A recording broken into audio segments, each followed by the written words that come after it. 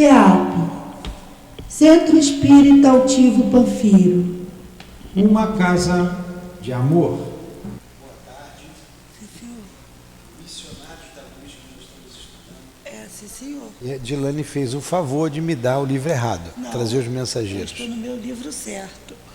Então vamos estudar as obras de André Luiz, o livro Os Mensageiros. Missionários da Luz. Então, o livro Os Missionários da Luz, dando continuidade à semana passada. Vou ler o Evangelho e fazer a prece. Você, por favor, pega o livro lá. A Dilane abriu aqui uma realeza terrestre. Vamos ler novamente. Lemos de manhã, vamos ler agora. Quem, melhor do que eu, pode compreender a necessidade destas palavras de nosso Senhor? Meu reino não é deste mundo. O orgulho foi a minha perdição na terra. Quem, pois, poderia compreender o nada que os reinos terrestres representam, se eu não compreendia? O que levei comigo da minha realeza terrestre? Nada, absolutamente nada. E como para tornar a lição mais terrível, a realeza não me seguiu até o túmulo. Rainha era eu entre os homens, rainha eu acreditei entrar no reino dos céus. Que desilusão! Que humilhação, quando em lugar de ser recebida como soberana, eu vi acima de mim, mas bem acima, homens que eu considerava insignificantes e que desprezava porque não tinham sangue nobre. Nesse momento compreendi a inutilidade das honras e das grandezas que se buscam com tanta avidez sobre a terra. É bem atual, né? Bem atual. Escreveu ontem. Para se preparar um lugar no reino dos céus é preciso abnegação, humildade, caridade, em toda a sua perfeita prática e benevolência para com todos. Não se pergunta o que fomos, qual a posição que ocupamos, mas o bem que fizemos, as lágrimas que enxugamos. Ó Jesus, dissestes que teu reino não é deste mundo, pois é preciso sofrer para chegar ao reino do céu. E os degraus do trono não nos aproximam dele, são os caminhos mais penosos da vida que nos conduzem a ele. Procuremos, pois, o caminho entre as dificuldades e os espinhos, e não entre as flores. Os homens correm em busca dos bens terrenos, como se pudessem guardá-los para sempre. Mas aqui não há mais ilusões, e eles logo se apercebem de que se apoderaram apenas de uma sombra e negligenciaram os únicos bens sólidos e duráveis, os únicos que lhes seriam proveitosos, a namorada celeste, os únicos que poderiam dar entrada a essa morada. Tenham piedade daqueles que irão ganhar o reino dos céus e ajudem-nos com suas preces, porque a prece aproxima o homem do Altíssimo, é o traço de união entre a terra e o céu. Jesus, sempre que lemos essa mensagem, que nos conclama a humildade, a simplicidade, lembramos do pedido desse Espírito a orar pelos que não alcançaram o reino dos céus. E é o que fazemos neste instante, rogando por todos os sofredores que precisam de ajuda e que porventura aqui estejam, e que o nosso André Luiz, com as suas orientações, possa trazer esperança a todos, pois estudaremos a reencarnação. É através da reencarnação, Senhor, que vamos alcançar a nossa redenção. Permita que esse Espírito amigo, André Luiz, e se esse Espírito que escreve esta mensagem aqui estiver, nos inspire, nos ajude a entender a reencarnação, a compreender que é o único caminho que nos levará a Deus, ao Pai Celestial. Que seja em nome desses espíritos amigos, que seja em nome do diretor da nossa casa, o altivo, com a coluna de espíritos que nos sustentam, que seja em nome do amor, do nosso amor, do teu amor, Jesus, mas acima de tudo do amor de Deus, que iniciamos os estudos desta tarde. Que assim seja.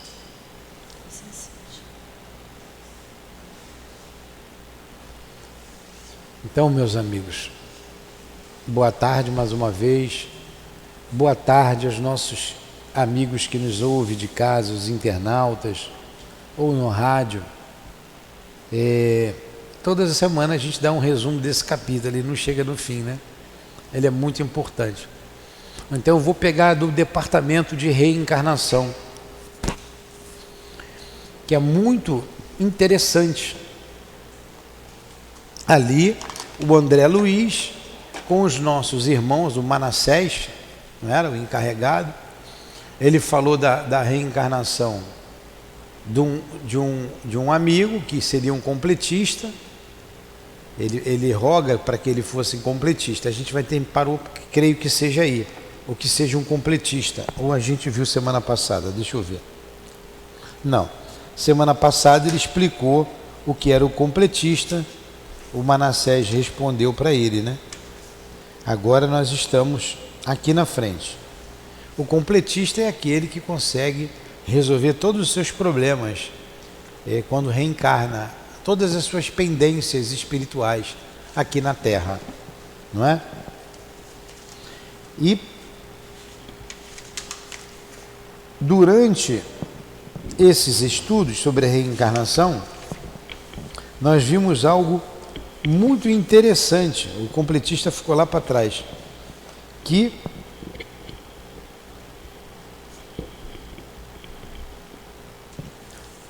uma senhora retornaria à Terra para resgatar os seus filhos, que estavam em região umbralina, 4 filhos, uma mulher e 3 homens, lembra? E eles voltariam paralíticos, a menina também traria problema, mas quem iria ajudá-la? Digno de nota, a gente falou bastante sobre isso. Depois veio, e foi aqui que a gente parou, quando chegou um espírito com o mapa da reencarnação da mão e pediu para trazer um problema nas glândulas. Ela estava com um corpo perfeito. E ela diz assim, num pedacinho, vou voltar um parágrafo só. A sedução carnal é imenso perigo, não só para aqueles que emitem a sua influenciação, como também para quantos a recebem. E a gente leu mais 2 parágrafos e paramos aqui para a live de hoje. Mas eu vou falar um pouquinho sobre isso aqui. Porque ela pediu uma intervenção no projeto de reencarnação dela. Ela queria ela disse que estava com umas formas físicas impecáveis e ela pede para ter um problema nas glândulas, né? Por causa para não cair na tentação da beleza física e seduzir as pessoas. Então eu vou ler de novo esse pedaço aqui que ela fala. Na minha 222. Nós estamos no capítulo, estamos no finalzinho do capítulo, né? O capítulo 12, que é todo um preparo para ir até a reencarnação. O André Luiz está fazendo um estágio lá no departamento, eu vou dizer instituição, não é nem departamento, porque era imenso. Nós somos medicina onde trabalhavam humana. Vai falar sobre a medicina humana. Centenas de técnicos, e a gente está falando aqui do finalzinho desse capítulo, que a gente vai terminar hoje. Nós paramos justamente aqui, a medicina humana, mas eu voltei um parágrafo apenas. Voltei 1, 2, 3 parágrafos na página anterior. Tem razão. A sedução carnal é imenso perigo, não só para aqueles que emitem a sua influenciação, como também para quantos o recebem? Acharam aí? Achou? Então, o que nós vemos hoje, que as pessoas, elas estão muito desinibidas, né? Usa um pedaço de pano em cima, um pedaço de pano embaixo. Mostram todo o corpo. Acho que tudo é reencarnação de índio, né? Tudo aparecendo. Isso é sedução, isso é um perigo. A pessoa perde a reencarnação por isso. Porque esse espírito quis vir com um problema físico para não seduzir as pessoas, que ele diz que é um perigo para você que seduz e para aquele que é seduzido. E a gente está em busca, a gente vive um momento difícil, onde os valores da família estão sendo deixados de lado, onde os valores da religião também estão tentando deturpar tudo, partidos políticos se envolvendo na religião para acabar mesmo com a religião, porque eles não estão lá porque gostam. E a gente vive um momento difícil, o momento da sensualidade, o momento da liberdade sem responsabilidade. Estímulo às drogas, ao estímulo ao homossexualismo, estímulo ao sexo desvarado, e por aí vai. Né? E por aí vai. Fala.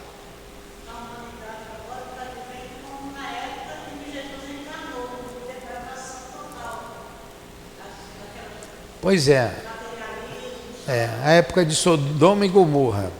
Então, estamos vivendo isso, vivenciando isso. E a gente tem que ter cuidado. Nós temos que ter cuidado. Naquela época era bem diferente.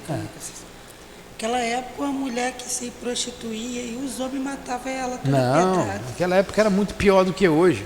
Mas hoje está uma coisa escandalizadora. Escandalizadora. Aí vamos lá, aí ela continua aqui, ó. Prefiro a fealdade corpórea, tornou ela. Não estou interessada num corpo de Vênus, e sim na redenção de meu espírito para a eternidade. Um espírito consciente. Um espírito consciente dos seus objetivos reencarnatórios. Manassés, que é o técnico, prometeu interpor os seus bons ofícios, então logo se despediu da nova interlocutora, passou a mostrar-me as mais interessantes figurações de órgãos do corpo humano. Admirava, tomado de profunda impressão, aqueles gráficos numerosos que se alinhavam com absoluta ordem, demonstrando o cuidado espiritual que precede o serviço de reencarnações, quando meu amigo ponderou. Então, ele estava lá na sala, vendo uma série de órgãos, uma série de manequins, analisando mapas, escutando espíritos que iriam reencarnar, fazendo as suas ponderações a favor ou contra. André Luiz, observando tudo isso, depois de ouvir a interlocutora, essa que a gente acabou de dizer, que ela viria com um corpo perfeito, e ela pede para ter um problema físico, para não chamar atenção aqui na Terra. E o nosso amigo, o Manassés, pondera, dizendo: a medicina humana será muito diferente no futuro, quando a ciência puder compreender a extensão e complexidade dos fatores mentais no campo da moléstia do corpo físico. Sabe o que é isso? Isso aqui é o seguinte: os fatores mentais influenciando nas moléstias do corpo físico. Nós somos um ser pensante, o que a ciência não considera. Tem fatos isolados, homens de ciência que consideram a existência da alma, médicos que consideram a existência da alma. Mas não é ideia comum, não é. A ciência é materialista. Então ele está dizendo, quando ela descobrir a influência do pensamento, quer dizer, a alma é o ser pensante. A alma, lá na frente, o André Luiz vai chamar o corpo físico de carro fisiológico, e a alma é o piloto, o espírito é o piloto. E essas células que compõem o nosso organismo são seres vivos, a gente sabe. São seres vivos, que são comandadas pelo ser pensante. Se a minha mente está destrambelhada, se a minha cabeça não estiver organizada, eu vou desorganizar, eu vou destrambelhar as células do corpo. E num ponto mais fraco, num órgão mais fraco do corpo, ele vai se ressentir. Uma pessoa, por exemplo, nervosa, neurastênico é nervoso? A neurastenia, é isso? Lembra que a gente viu lá na Dona Ivone que era neurastenia? O que é um neurastênico? Uma pessoa irritadiça, nervosa? Vê o que é neurastenia. Então, uma pessoa nervosa, ansiosa, não tem muita gente assim, ela acaba desenvolvendo um problema renal. Ela acaba desenvolvendo um problema cardíaco, num ponto mais fraco. Ela acaba desenvolvendo uma úlcera. Então, a causa está na mente. Aí o médico vai combater a úlcera, vai combater a pedra, depois volta a pedra, volta a úlcera, volta o problema, porque a causa está na mente da pessoa. A pessoa precisa se acalmar, se estruturar. A medicina espiritual, ela trata do espírito. Ela trata do espírito. Pega o copo.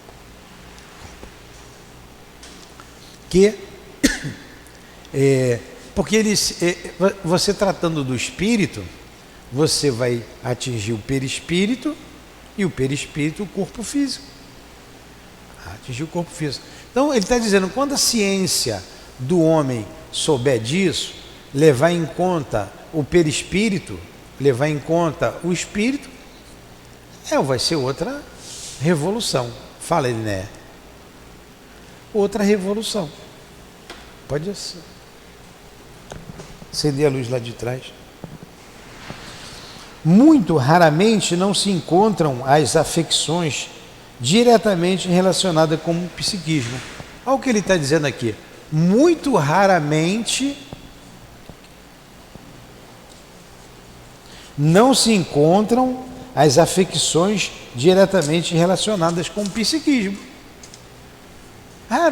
Você caiu o vidro aqui, bateu no meu braço, quebrou meu braço, ou a minha cabeça, não foi o meu psiquismo.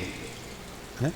Agora, as doenças, raro não ser relacionado com o psiquismo.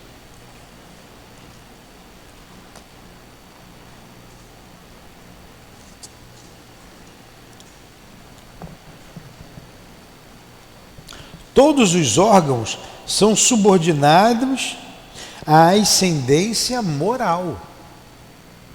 Todos os órgãos são subordinados às ascendências moral. As preocupações excessivas com os sintomas patológicos aumentam as enfermidades. As grandes emoções, porém, as grandes emoções podem curar o corpo ou aniquilá-lo. É uma forte dor, uma forte emoção. Se isso pode acontecer na esfera de atividades vulgares, neurastenia. Não, você botou psicopatologia. Não é isso, é neurastenia. Neurastenia, é isso. Neurastenia é isso aí. Perda geral do interesse. O senhor não enxerga aqui em cima, não, senhor? Neurastenia, está aqui.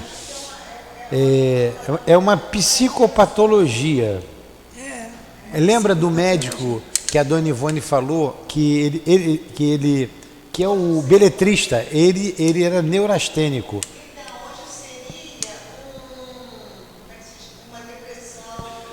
Pode ser, perda geral do interesse, estado de inatividade ou fadiga extrema que atinge tanto a área física como a intelectual, associado a quadros hipocondríacos e histéricos.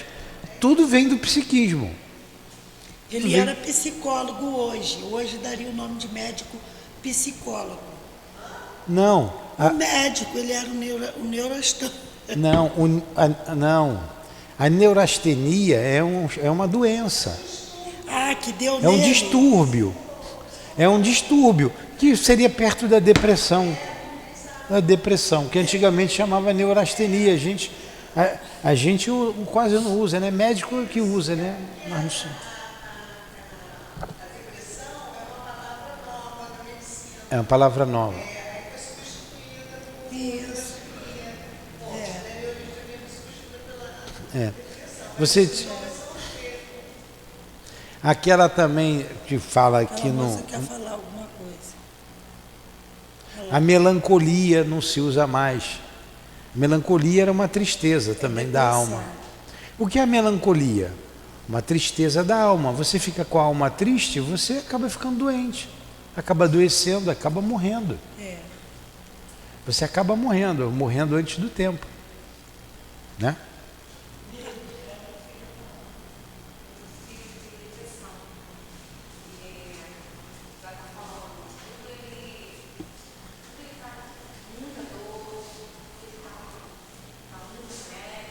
Fala no microfone que as pessoas ouvem em casa. O meu filho tem depressão, né? Então tudo é muito para ele. Se ele machucou o joelho, é muito para ele. Toma muito remédio também. Ele exagera tudo, né? Isso. Então, isso é do espírito, não é do corpo. Isso. É a alma. É a alma. É o ser pensante. Exagerando, ele vai acabar desenvolvendo doenças, problemas. Ele, semana passada, ele ficou no hospital e tomou vários remédios na veia, mas a gente sabia que não era nada, né? Que era uma... E lidar com gente depressiva é muito difícil, né? Muito difícil. É muito difícil. Traz para ele tomar os passos aqui. Só Deus mesmo para dar vitória para gente. Traz para ele fazer o tratamento aqui. Vou trazer. Traz quarta-feira. Porque a depressão é uma coisa difícil de se lidar. Você ter alguém que você ama com depressão em casa... E ele é novo, ele tem 24 anos. Já está caminhando para 2 anos já. Isso. Ele traz isso na alma dele. Traz de vidas passadas. Traz essa tristeza que precisa ser trabalhada. Se não trabalhar, aí vai afetar o cérebro. Sim. Aí vai ter que tomar remédio. Ele toma remédio, ele se corta, ele se mutila. Pois é. Ele se mutila todo, ele. Os braços dele, as pernas, a barriga. Pois é, traz pra gente conversar com ele, tá? Tá, vou trazer sim. Tá na quarta-feira. Tá então bom. Vamos lá. Se isso pode acontecer na esfera de atividades vulgares, das lutas físicas, imagina o campo enorme de observações que nos oferece o plano espiritual, para onde se transferem todos os dias. Olha só, se aqui no campo humano é assim, ele está dizendo, imagine o plano espiritual, que todo dia chegam milhares de pessoas. Você vai agora na porta do cemitério, tem um monte de gente morrendo. Tem um monte de gente nascendo, mas tem um monte morrendo. As almas desencarnadas em lamentáveis condições de desequilíbrio da mente. Então, se a pessoa desencarna depressiva, vai chegar no mundo espiritual depressivo. Vai dar trabalho. E os suicidas, que chegam completamente atordoados. E esse tipo de doença, porque é uma doença, pode levar ao suicídio. A pessoa fica tão desgostosa com a vida, na vida não tem mais cor, não tem mais alegria, ela acaba se suicidando, causando uma dor maior ainda para ela e deixando uma dor na família, né? Quem fica muito dolorido o ato do suicídio. A gente já conversou com uma mãe, já também com pai, mãe, pai, irmãos. familiares de pessoas que se suicidaram. Fica arrasado. A pessoa fica arrasada. Então ele vai sofrer as consequências do seu ato e deixa um rastro de dor, né? Deixa um rastro de dor para aqueles que o amam, para aqueles que estão ligados a ele. Então vamos lá, tem que cuidar, tem que cuidar. O médico do porvir conhecerá semelhantes a verdades e não se circunscreverá a sua ação profissional ao simples fornecimento de indicações técnicas, dirigindo-se muito mais nos trabalhos curativos às providências espirituais, onde o amor cristão represente o maior papel. Desejando, porém, prosseguir nos esclarecimentos quanto ao serviço reencarnacionista, Manassés tomou o pequeno gráfico e, apresentando-me as linhas gerais, assentou. Aqui temos, pegou um gráfico de alguém que ia reencarnar. Qualquer dúvida vocês podem interromper, tá? A senhora está entendendo o que eu estou falando aqui da reencarnação? Porque eles vão para a reencarnação de Segismundo. Todo um preparo para o André Luiz participar da reencarnação de Segismundo. E a gente sabe que Segismundo assassinou Adelino para ficar com a mulher dele, com a Raquel, na época era outro nome, a Raquel. Ele acabou não ficando com a Raquel, se ficou pouco tempo, porque ela caiu na prostituição, o Adelino foi assassinado, ele também se perdeu, desencarnaram os três, passaram um período em região umbralina, voltaram os três e eles combinaram de se ajustar. Só que, estou lembrando para quem chegou hoje aqui, só que Adelino voltou, encontrou Raquel, nós falamos bastante sobre isso, se casa novamente com Raquel, tem o primeiro filho e o segundo filho seria o Segismundo. Quando ele se aproxima durante o sono dos pais, o Adelino tem pavor dele, é pavor, e não quer, chama, vocês vão ver lá na frente, o que esse monstro está fazendo aqui. Então ele tem a lembrança de que foi assassinado e não quer que ele volte. Aí está tendo aqui a intercessão de Alexandre, é um instrutor desse livro aqui, que está com o André Luiz, para ajudar na reencarnação de Segismundo. E nós vamos ver como vai se dar a reencarnação. Aí a gente vem nesse capítulo que é interessantíssimo, complexo, né? Tratando muita coisa interessante. Então é para isso. Agora vocês imaginam, nós não vamos chegar lá hoje, mas Segismundo foi assassino do pai, Raquel vai recebê-lo, pode tudo se resolver. O amor, é a lei do amor que tem que acontecer, mas pode também nada se resolver. O pai pode olhar para o filho e não gostar do filho, não sabe por que ter raiva, porque ali está um espírito, né? Mas olha o que Deus faz, coloca uma criança frágil no colo dos pais, no seio materno, para que ele se ajuste com a lei de amor. E provavelmente ele vai ter uma morte dura também, né? Porque ele assassinou. Olha que a gente olhando de fora fica tudo muito claro, mas quem está na situação e com o esquecimento do passado, fica tudo muito obscuro.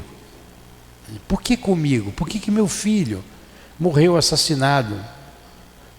E o bandido está ali, o assassino está ali, faz churrasco, eu vejo, como a gente ouviu aqui uma mãe dizendo. Por que essas coisas, né? Por que meu filho? Porque ele era jovem, trabalhador, estudioso, um bom filho, novo, enfim. Está na lei de Deus. Está na lei. E se a gente for ver, a gente vai achar o fio da meada. Aí vamos para cá. Aqui temos o projeto de futura reencarnação de um amigo meu.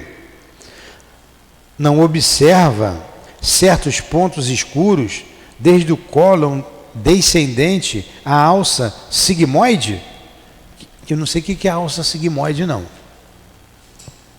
Sabe que é a alça sigmoide? Está aí com... O que é a alça sigmoide?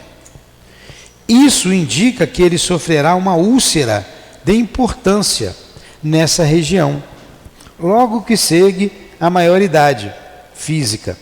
Trata-se, porém, de escolha dele. Às vezes a gente prefere assim, eu não pedi para nascer, né? Onde é que eu estava? Mas pediu, implorou, nasceu. Onde que eu estava com a cabeça que eu escolhi a pobreza? Hein, Edneia? Ei, Edneia? Onde que você estava com a... Então, como espírito, a gente tem uma visão diferente da vida e a gente vem para cá para fixar os conceitos. Por isso o esquecimento do passado. Senão você não fixaria o conceito. Você não aprenderia. Qual o nome da alça?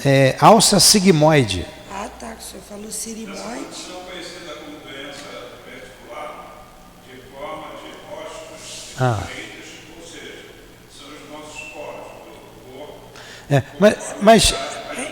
Mas é a primeira palavra. Ele já disse aqui, vai dar o problema, ele vai ter problema de úlcera. Em função disso, o problema vai ser a úlcera. Não precisa mais ver, não. Problemas intestinais, vai ter a úlcera. E ele pediu para ter a úlcera, quando estiver na juventude. Mas vamos ver aqui por quê. E por quê? Extrema curiosidade me vai guiar. Ele perguntou por quê, e Manassés explica o porquê. Esse amigo, faz mais de 100 anos, cometeu revoltante crime, assassinando um pobre homem a facadas. Logo que se entregou ao homicídio, como acontece muitas vezes, a vítima desencarnada ligou-se fortemente a ele. Quer dizer, o cara que ele matou virou um obsessor. E da semente do crime que o infeliz assassino plantou no momento, colheu resultados terríveis por muitos anos. Se dá uma bobeira ali de 1 minuto, enfiou a faca no outro, discutiu, vai colher a dor durante anos, porque o outro vai ficar no pé. Não queria morrer. Como não ignora, o ódio recíproco opera igualmente vigorosa imantação. E a entidade, fora da carne, passou a vingar-se dele todos os dias, matando-o devagarinho, através de ataques sistemáticos pelo pensamento mortífero. Olha, todo dia estava ali o espírito ali, você não me matou, agora você vai sofrer. Em suma, quando o homicida desencarnou, por sua vez, trazia o organismo perispiritual em dolorosas condições, além do remorso natural que a situação lhe impusera. Ele teve remorso, se arrependeu e teve remorso. O remorso não é saudável. O arrependimento sim, mas o remorso você fica, o nome já está dizendo, remoendo aquilo, remoendo, você se machuca, você se autoagride, né? Então, em suma, quando o homicida desencarnou, por sua vez, trazia o organismo perispiritual em dolorosas condições, além do remorso natural que a situação lhe impusera. Arrependeu-se do crime, sofreu muito nas regiões purgatoriais e, depois de largos padecimentos purificadores, aproximou-se da vítima, beneficiando-a em louváveis serviços de resgate e penitência. Olha o que ele fez, ele se arrependeu, ele sofreu as consequências do que ele fez e foi ajudar a vítima. Cresceu moralmente, tornou-se amigo de muitos benfeitores, conquistou a simpatia de vários agrupamentos do nosso plano e obteve preciosas intercessões. Era um espírito gente boa, né? Aqui tem um homem gente boa, tem um espírito gente boa também, né? Por causa do trabalho, da dedicação, angariou a simpatia de muitos espíritos e intercederam por ele. Entretanto, essas reticências que são tristes, né? Entretanto, aí vem a reticências. A dívida permanece. Ele ajudou, vocês vejam como é que funciona a lei de Deus. Ele ajudou, ele se arrependeu, mas a dívida permanecia. Conquistou a amizade através do seu trabalho. Nós estamos estudando o Livro dos Espíritos aqui. Na terça-feira, estamos no capítulo do AER, aeronáutica. Vocês não vão esquecer AER. Arrependimento, expiação e reparação. Lá está apenas em arrependimento e expiação. Aí vem a reparação. Você se arrepende, você expia, mas você só pode ser lá no mundo espiritual, pode ser aqui, né? Foi a aula passada. Quando você se arrepende aqui, deu tempo de você reparar, vamos reparar, porque o único local da reparação é no corpo físico. Se você deixar, depois eu vejo como é que fica, vai ter que voltar para reparar. Nós falamos de Paulo de Tarso, bastante, lembra?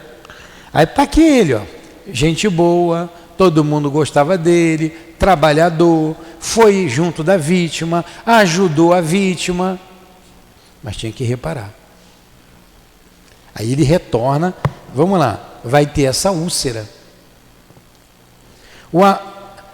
A dívida permanece. O amor, contudo, transformou o caso do trabalho em pagamento. O nosso amigo, ao voltar à crosta, não precisará desencarnar em espetáculo sangrento. Por isso que a lei correta é ação e reação, e não karma. Karma não é uma palavra espírita, é uma palavra sânscrita, de origem hindu, indiana. Então nós não usamos. Bateu, levou, pagou, arrancou o dente, vai arrancar o teu. Não é assim. Por ele muito trabalhar, ele não vai precisar morrer a facada. Precisará dizer, o nosso amigo, ao voltar à crosta, não precisará desencarnar em espetáculo sangrento, mas onde estiver, durante os tempos de cura completa na carne, que ele outrora menosprezou, olha só, ele menosprezou o corpo físico do outro. Então ele marcou o seu perispírito. Se ele marcou o seu perispírito, a carne, o corpo físico, funciona como um mata-borrão. Ela vai limpar a marca perispiritual, aqui reparando na carne.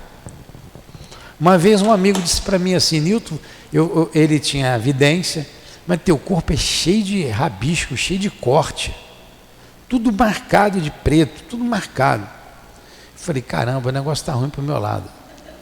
De vez em quando eu pergunto, vem cá, essas marcas ainda estão diminuindo um pouquinho? A gente repara trabalhando. Não precisa ninguém, se eu passei a espada em alguém, eu não preciso ninguém me passar a espada. Se eu estou trabalhando, a gente vai reparando isso. A gente vem trabalhando ao longo dos anos, se esforçando para mudar, para melhorar. A úlcera vai marcar, vai estar ali. Ele reencarnando e trabalhando no bem, se dedicando, vai amenizar bastante. E ele vai conseguir limpar o seu perispírito.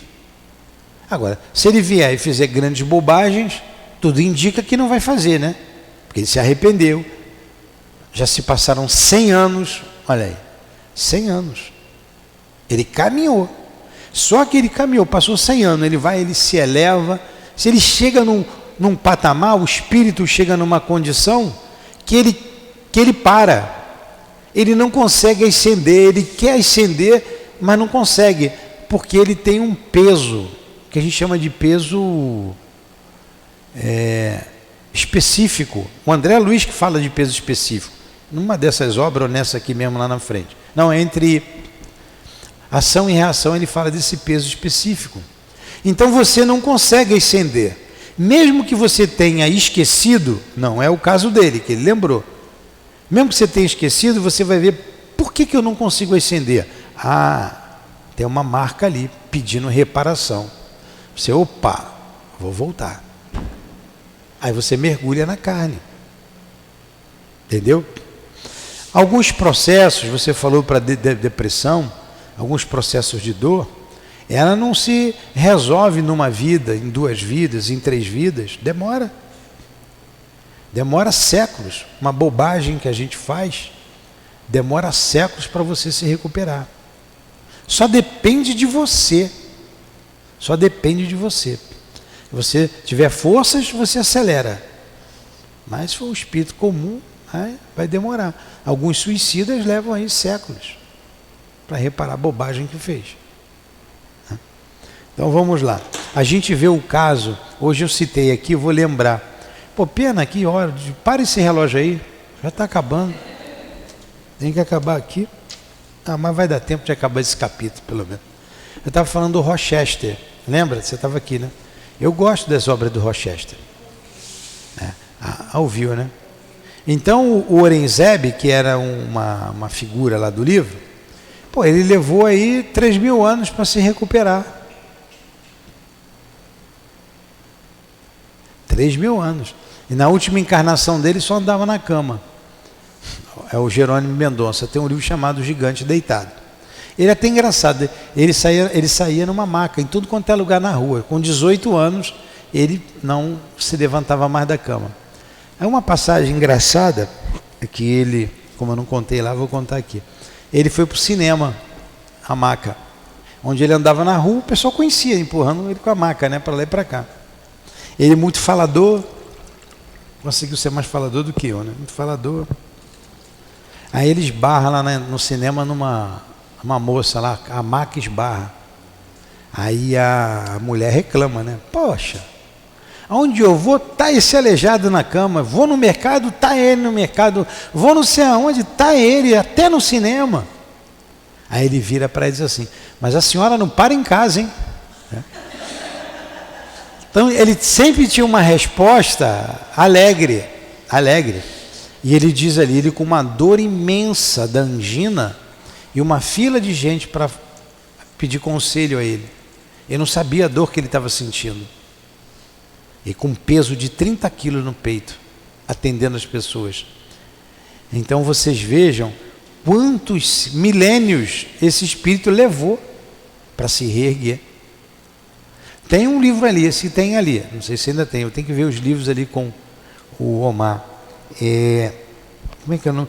15 séculos de vida, como é que é o nome, Conceição? Não é o Gigante Deitado. O Gigante Deitado eu acabei de dizer. Eustáquio, 15 séculos de vidas. Então, podem ler. São histórias rápidas e curtas. O Eustáquio é um espírito que vem em guerra, ele morre, ele volta, ele morre, ele volta, ele leva 15 séculos. Como é que é o nome? Eustáquio? Eustáquio. 15 séculos, né? Esse Eustáquio aí não é o senhor, não? Não, eu não. Eu era bonzinho, eu era guerreiro, mas era bonzinho. O Eustáquio era ruim mesmo. Então, 15 séculos, pode ver ali. Porque a gente não muda de uma hora para outra. A gente não muda.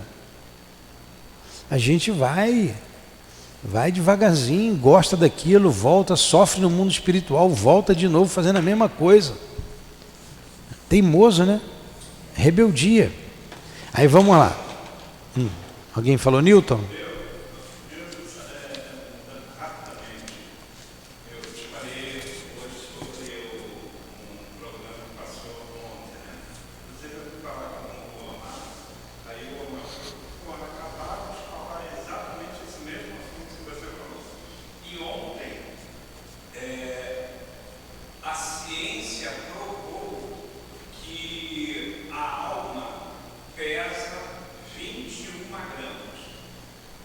Aí. Ontem. A matéria é muito interessante. Então, eles mostraram o corpo na cama, estava em coma, e aí o cientista, através de uma balança especial, mostra que quando o corpo está estático, tinha um peso. A partir do momento que entrou em coma, que foi a matéria sobre a alma, que a alma ela se desprende do corpo, diminuiu o peso em 21 gramas. Aí, tá vendo? Foi muito interessante. Vamos chegando lá, vamos chegando lá. Eu fiquei gravando, eu gravei tudinho, mostrando, inclusive eu falei até para o Omar que eu vou passar isso para ele. Ah, tá. É bom.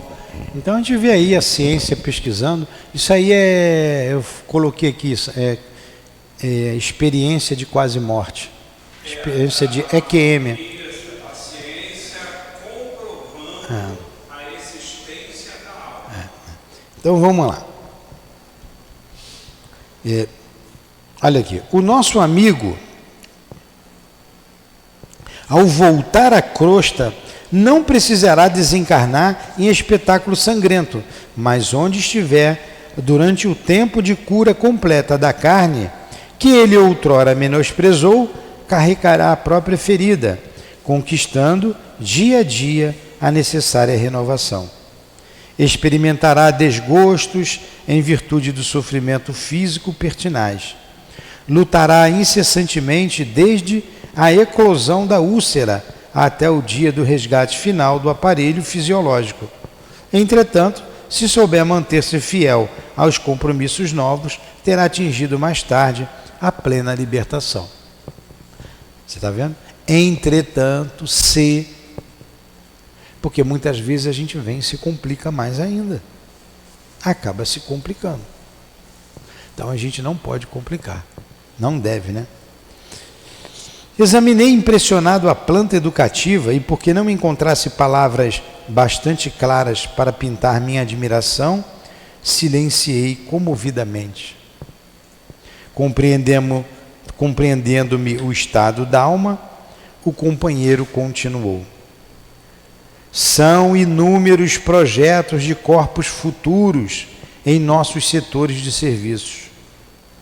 Depreende-se da maioria deles que todos os enfermos na carne são almas em trabalho de ígne conquista de si próprias.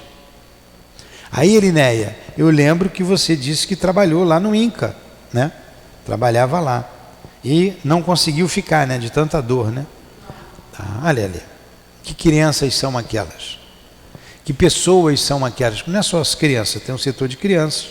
Foi o que mais te machucou, né? Chocou. É trabalho de resgate. É o corpo físico funcionando como mata-borrão. Hoje ninguém sabe o que é mata-borrão, né? Coisa nossa, né? Antiga, né? É mata-borrão. Se cair aqui a água e eu pegar um guardanapo e fizer isso, a água, guardanapo chupa a água, né? Seca. O guardanapo é o mata-borrão. O corpo é o mata-borrão do perispírito. Muitas vezes é o mata-borrão. A gente vem para progredir, não vem para pagar. Mas nessa caminhada de progresso, você tendo alguns resgates, você passa, você vai e faz. Você vê, eu sempre cito o altivo. Como o altivo caminhou, como ele trabalhou, como ele fez coisa boa, quantas pessoas gostavam do altivo, quantas pessoas o admiravam, ajudou a fundar mais de 30 casas espíritas, dava apoio até fora do Brasil. Incansável, trabalhador incansável. E no outro dia ele falou aí que se arrepende de não ter feito mais. Pô, coitadinho de mim, né? Aí ele teve lá o problema do câncer linfático. Ele estava tomando uma vez o soro. Eu falei aqui no nosso estudo aqui íntimo, né? Eu perguntei para ele, altivo, e aí? Vai viver ou vai morrer? Um médico a gente pode falar assim, né? O que o doutor Erma diz a respeito disso aí? Ele disse que eu vou ter que morrer um dia. Aproveitar logo, tem umas coisas lá do passado para resgatar, vamos resgatar de uma vez. Então é assim. Você traz coisas com você, você trabalha, você progride, você não ficou só para tirar aquela marca dali, tendo uma dor. Ele veio, trabalhou, se adiantou, caminhou, incentivou tantas pessoas, estou aqui, agradeço a ele, muito a ele, e resolveu ainda alguns problemas lá do passado. Agora, se você vem e tem um problema físico qualquer, uma doença, e você reclama, você se revolta, você não está resgatando, você não aprendeu a lição, você precisa aprender. Eu sempre lembro aqui da minha esposa, ela não era espírita, ela era espírita, não era aquela dedicada, trabalhadora, né, como a gente está fazendo agora. Mas ela nunca deu uma palavra de revolta, de reclamação por causa da dor, nunca. Fez todos os procedimentos, foi no médico, foi no remédio indicado, experimentava, foi. Ficamos nessa luta aí alguns anos, pelo menos uns 4 anos, deu uma paradinha, a gente pensou que foi boa, quando a doença voltou, não teve mais jeito, foi rápido. Em menos de 2 meses a doença apareceu e ela desencarnou. Mas nunca reclamou, dormia lá ouvindo a prece de Cáritas que ela gostava, pedindo para eu fazer prece, pedindo para eu dar paz, ficava quietinha. Então mérito, um grande mérito, me fez ainda mais admirá-la, por não ter reclamado. Eu é que reclamo porque estou sozinho, eu fico com saudade, mas venceu. Que problema foi aquele? Eu não sei. Hoje ela sabe, está desencarnada, ela sabe o porquê. Então, a gente traz marcas que você não resgata numa vida, às vezes numa vida seguinte. Às vezes você leva séculos até, para você se preparando, para você passar por aquela situação com equilíbrio, sem reclamação. Porque não adianta nada. O camarada é criminoso, morreu, vai voltar, vai e volta, até a dor começar a apertar esse espírito e ele começar a enxergar a vida diferente. Aí começa o resgate. Mas você não tem condições de resgatar de uma vez. Você passou 1000 anos fazendo bobagem, agora você vai querer resolver de uma vez? Você não tem condições. Por isso, dizem os espíritos, Deus paga a nossa dívida devagarinho, a gente vai pagando devagar. E Ele ainda amortiza o máximo que Ele pode. Porque é a lei de amor, é a misericórdia de Deus, a reencarnação é a misericórdia. Imagine um homem mau lá no princípio, se ele vivesse 2000 anos. Um déspota, vivendo 2000 anos. Caramba, ninguém aguentava com ele. E o mundo não ia para frente. Então você vive pouco. Vivia 30, 40 anos, 30. A gente vem se moralizando, vive até 80. O pessoal chega a 80 tranquilo hoje, né? 80, 70, a vida média ainda é 70, 72 parece, a vida média, mas tem gente que chega tranquilo a 80 e pouquinho, né? 90. Aí ele continua aqui, vamos terminando. Depreende-se da maioria deles, são inúmeros os projetos de corpos futuros em nossos setores de serviço. Depreende-se da maioria deles que todos os enfermos na carne são almas em trabalho da ingente conquista de si próprias. Ninguém trai a vontade de Deus nos processos evolutivos, sem graves tarefas de reparação. E todos os que tentam enganar a natureza, quadro legítimo das leis divinas, acabam por enganar a si mesmos. A vida é uma sinfonia perfeita. Quando procuramos desafiná-la no círculo das notas que devemos emitir para sua máxima glorificação, somos compelidos a estacionar em pesado serviço de recomposição na harmonia quebrada. Quando você entende a harmonia da vida, a beleza da vida, você tem um comportamento diferente. Não tem como. Vê de Jesus, que é o nosso modelo. Tranquilo, sereno. Do lado de Judas, Judas do lado dele. Sabia que Judas ia traí-lo. Continuou, deixou.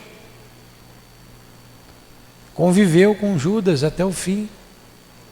Sabia que Pedro ia negá-lo, sabia que ia ser crucificado, sabia que iam levantar falsos testemunhos. Ele tinha uma percepção muito grande, sereno. porque a visão de vida dele era outra, completamente diferente. Eu não sou daqui, meu reino não é desse mundo. Meu reino não é daqui, eu não sou daqui. Enquanto os outros estão brigando lá pela posse, pelo poder, pelo ouro, ele estava vendo a vida espiritual, a vida futura.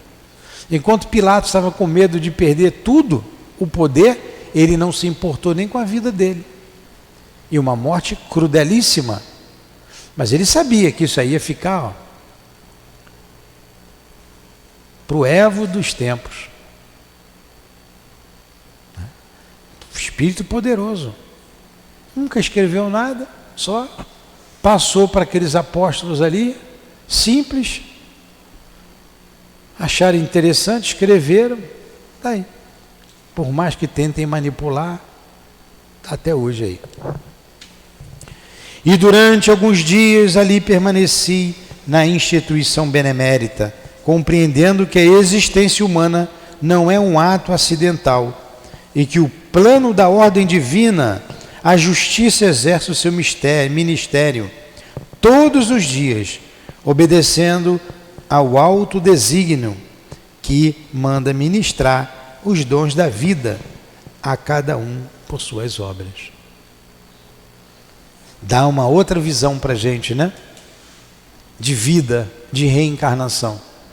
O que você planejou lá, Carlos? O que você planejou lá, ô Malu? Elinéia? Você não estava com a cabeça no lugar não, né? Quando planejou aqui. Então a gente sabe, e ele colocou aqui, agora o próximo capítulo, que a gente vai estudar semana que vem, o item 13, é a reencarnação. Aí vai começar lá a falar do Segismundo, prepara, muito interessante. Esse capítulo 12 foi interessantíssimo, né? E agora vai para a reencarnação. Aqui vai tratar da reencarnação do Segismundo. A dele. A minha não foi igual a dele. Minha necessidade não é a mesma dele. A necessidade de reparação. Necessidade de progresso é igual. Mas o que ele tem para reparar, o que eu tenho é diferente. Ele coloca, ali depois a gente vai estudar entre a terra e o céu, a gente vai ver a reencarnação do Júlio. É a reencarnação do Júlio, completamente diferente do Segismundo.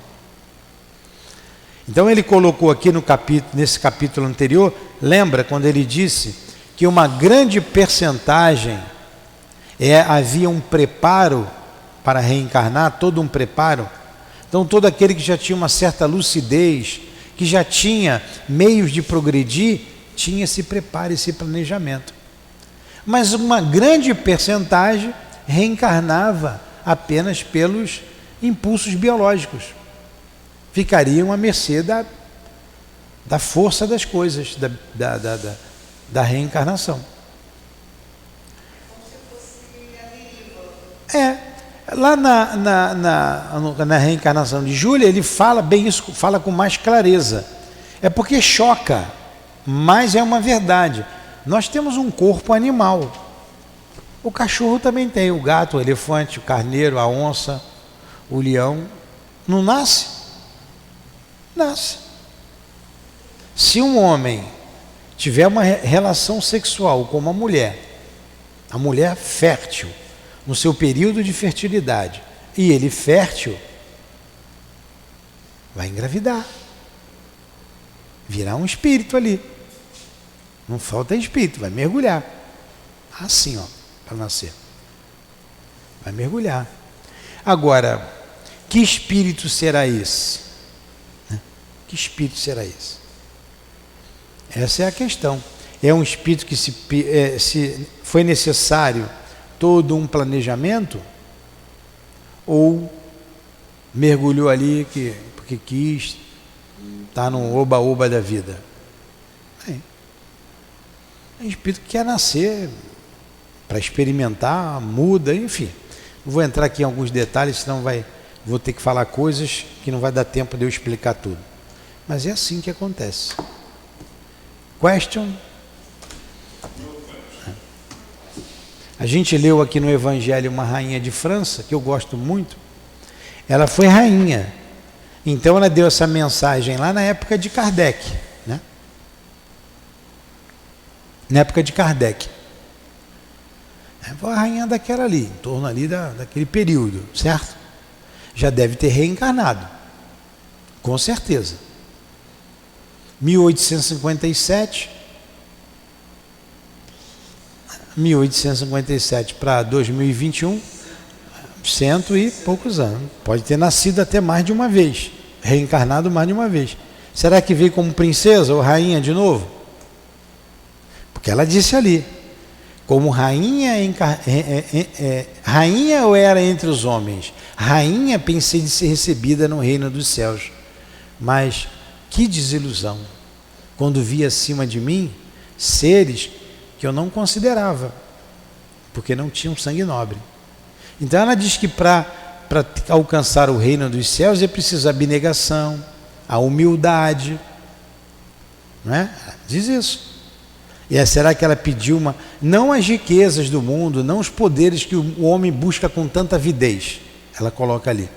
Será que ela quis experimentar de novo a riqueza, a beleza, o poder? Com certeza não.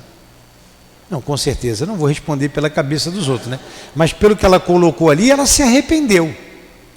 E o que está escrito ali é uma mensagem, é um ato de humildade nessa mensagem. Ela enxergou, ela viu, não era burra, ela viu. Então ela já tinha um certo adiantamento. Aí passou um período no mundo espiritual, está na hora de voltar. Aí como ela voltou? Em que setor atuar? Como que ela vai ajudar? Levou uma vida só para ela, só gostava dela e daqueles que estavam com ela. Olha, a Condessa Paula teve uma outra atitude, né? Deve ter sido professora aí do município, trabalhando em essas comunidades aí, nessas favelas, né? Aprendendo. Deve ser, né? Eu estou chutando aqui. Mas vamos lá. Vamos fazer a nossa prece para terminar? Quer fazer, Dilane? Então nós agradecemos mais uma vez o Espírito que deu essa mensagem, a Rainha de França, nos conclamando a humildade, a simplicidade, o amor ao próximo, que ela receba onde estiver, a nossa gratidão por se expor e nos mostrar um caminho, o único caminho que nos levará a Deus. A humildade, a simplicidade, o trabalho.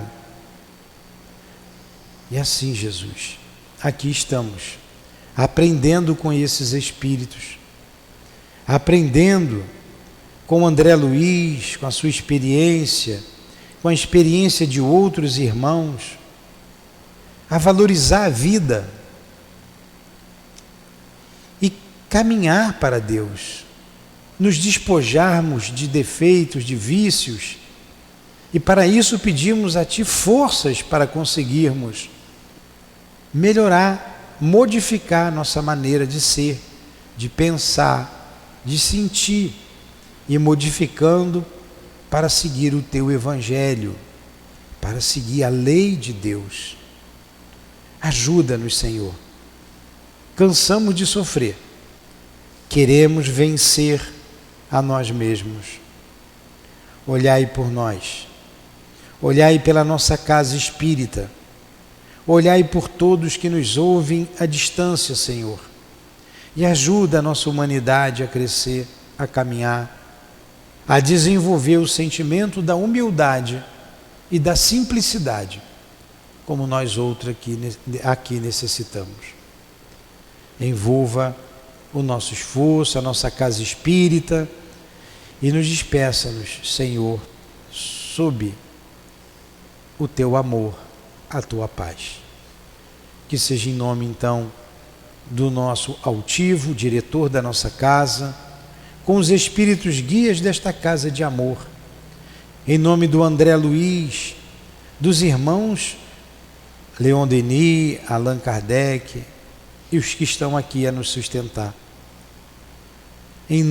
Que seja em nome do amor, do nosso amor, que pedimos a devida permissão a Deus, acima de tudo, para encerrarmos os estudos da tarde e noite de hoje. Que assim seja.